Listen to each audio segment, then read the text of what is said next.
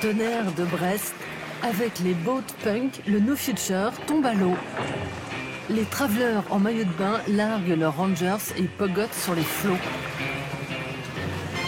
Voguant sur leur radeau de fortune, ils ont trouvé la solution pour vivre sans attache et faire la nique au système. De quoi faire avaler sa pipe cul sec au capitaine Haddock.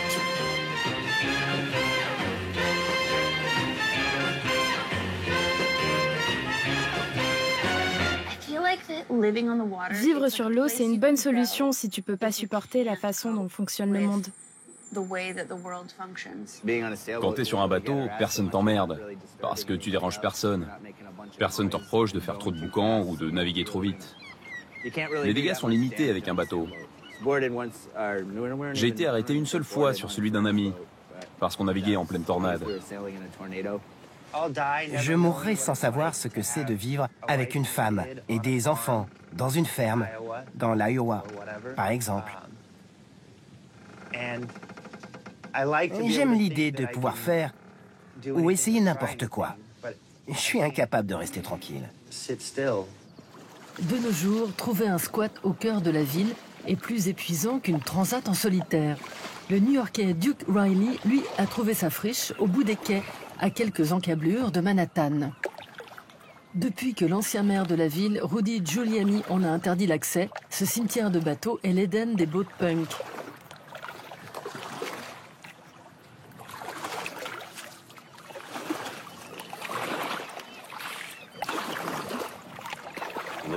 Regarde comme c'est beau. Il y a un arbre et des fleurs jaunes qui poussent dessus. Cette colline, c'est la plus grande décharge des États-Unis. On peut la voir depuis l'espace. Duke Riley est arrivé à New York en 93 avec une idée en tête, mettre les voiles. Pour ce tatoueur de Brooklyn qui a fui sa famille à 15 ans, la nouvelle conquête de l'Ouest commence dans les zones fluviales et côtières new-yorkaises. C'est pas l'homme qui prend la mer, c'est la mer qui prend l'homme. Moi la mer, elle m'a pris, je me souviens, un mordi. En 2007, Duke, propriétaire de 2 bateaux, se lance un défi. Il fabrique son propre sous-marin en bois en s'inspirant d'un modèle conçu pendant la guerre d'indépendance à la fin du XVIIIe siècle. Duke plonge dans l'Hudson River sans autre équipement que son gilet de sauvetage. Le FBI le repêche 3 heures plus tard, à quelques mètres du Queen Mary II. Le paquebot géant vient d'échapper de peu à l'abordage.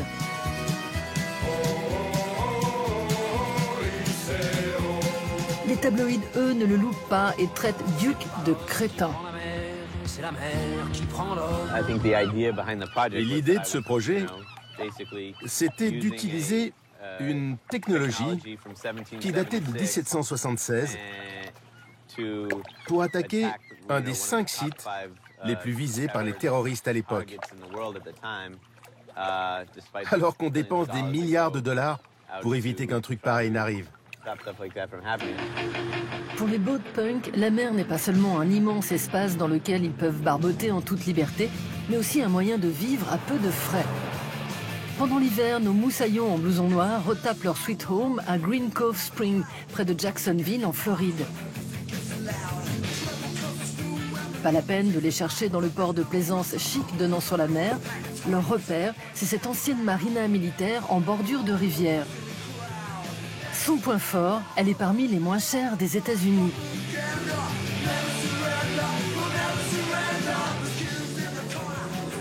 Tyler Bullock a passé 17 ans sur les mers.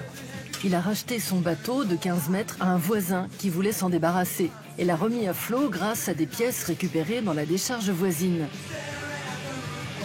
Tyler l'a baptisé En Cavale, clin d'œil à son héros, le bagnard français Papillon, roi de l'évasion, incarné au cinéma par Steve McQueen. On va mettre le bateau à l'eau. Je déteste monter et descendre de cette échelle. Et je dors mal quand le bateau ne tangue pas. On est trop au-dessus du niveau de la mer pour moi.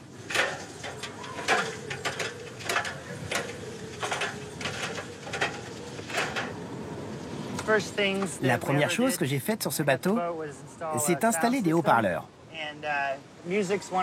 La musique, c'est tout ce qu'on a quand on est en pleine mer. Parfois avec des amis, mais surtout quand je suis seul, C'est ma seule connexion au monde. Dans la vie, Tyler est du genre sans filet. Il grandit dans les montagnes de l'Idaho, au sein d'une famille qui ne le pousse pas vraiment à suivre l'école. À 15 ans, il part la crête au vent sillonner l'Amérique avec une bande de punk.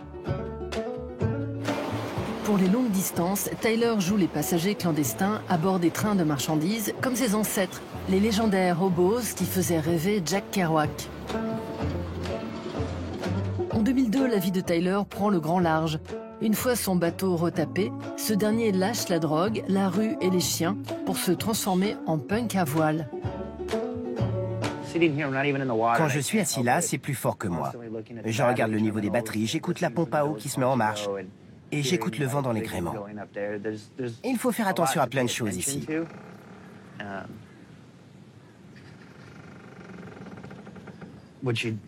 C'est pas le cas quand tu passes ta journée dans les champs à lire un bouquin avant d'aller traîner dans un squat. On s'ennuie vraiment au bout d'un temps. C'était tellement chiant que j'ai pris beaucoup de drogue là-bas. J'ai jamais été accro, j'ai jamais pensé que ça rendait ma vie meilleure ou quoi que ce soit. Mais je m'ennuyais tout simplement. Sur le bateau, je prends jamais de drogue, jamais. J'ai d'autres choses à faire pour m'occuper. En 2012, Captain Tyler hisse le grand phoque. Il organise le premier stage de voile do-it-yourself sur le Rio Dulce au Guatemala. Pendant 10 jours, une vingtaine de travelers des flots montent sur le pont sans gilet de sauvetage et apprennent, mais pas trop, l'art des nœuds marins et de la boucle chinoise. Poppy Moon fait alors partie de l'équipée sauvage.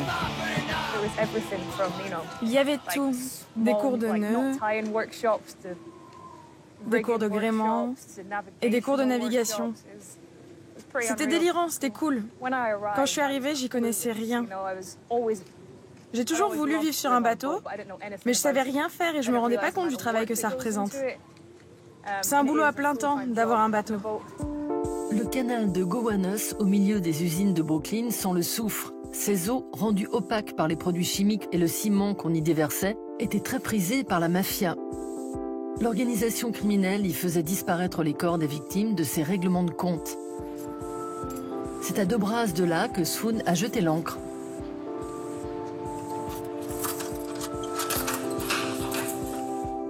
De son vrai nom, Caledonia Dance Curry, cette street artiste est la sirène des Swimming Cities, les villes flottantes. Ça, c'est un os de poisson-chat du Mississippi. Il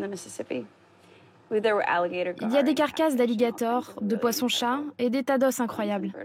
Mais le poisson-chat, c'est mon préféré. En 2006, Swoon s'inspire des maisons de Venise qui semblent posées sur les eaux et lance l'aventure des Swimming Cities. Une trentaine d'artistes se la coulent douce sur des radeaux composés de matériaux de récup.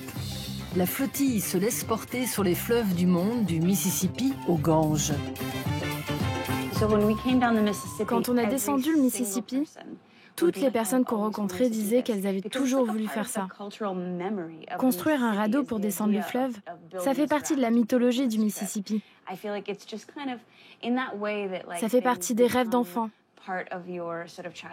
C'est à ça qu'on pense quand on essaie d'imaginer à quoi ressemble la liberté.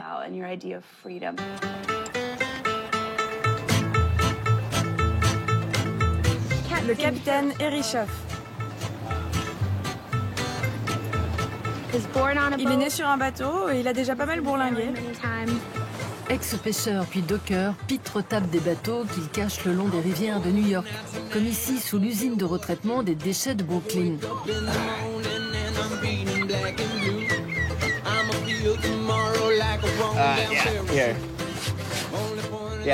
Ça, c'est le logo du groupe Crass. Un truc punk.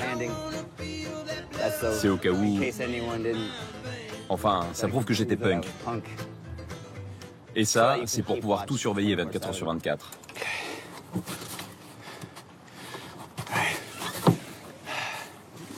Ah, ça veut pas tourner.